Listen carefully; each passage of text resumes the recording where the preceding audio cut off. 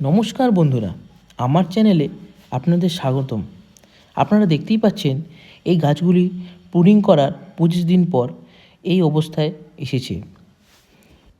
আপনারা দেখতেই পাচ্ছেন গাছে 70 থেকে 80% কুড়ি বেরিয়ে গেছে।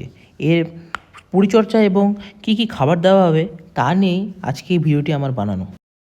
যখন আপনারা দেখতে পাবেন গাছে 70 থেকে 80% ব্রাঞ্চে কুড়ি এসেছে, তখন উইকলি ফিডিং স্টপ করে এনপিকে 17-27 চালু করবেন।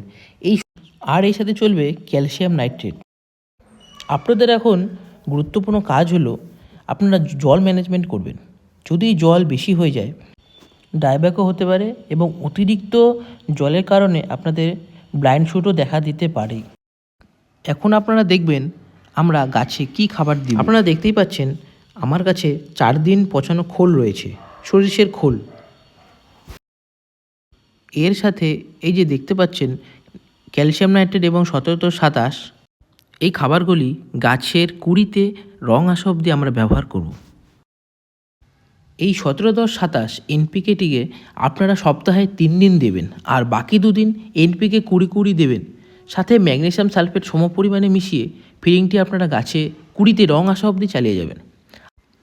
আর সপ্তাহে 1 দিন ক্যালসিয়াম নাইট্রেট 4 দিন আগে থেকে পচানো সরিষার খোলের সাথে মিশিয়ে দেবেন।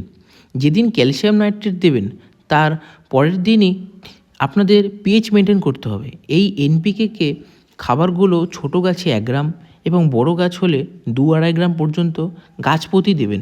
সাথে পেস্টিসাইড কনফিডার এবং কাকা কুড়িতে রং আসা অবধি চালিয়ে যাবেন। কনফিডার আর 1 লিটার জলে 1/2 ml এবং কাকা 1 লিটার জলে 2 ml হিসেবে আপনারা সন্ধেবেলার দিকে স্প্রে করবেন। এই পরিচর্যাগুলো আমাদের একটি প্রুনিংয়ের ভিডিও আছে, সেখানেও বলা হয়েছে, এবং এই ভিডিওর মাধ্যমেও আমরা পরিচর্যাগুলি আপনাদের বলে দিচ্ছি।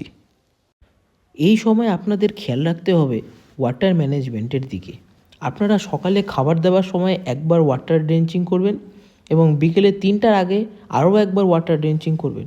আর সাথে দিনে 2 থেকে 3 বার স্প্রের সাহায্যে গাছ স্নান করিয়ে দেবেন।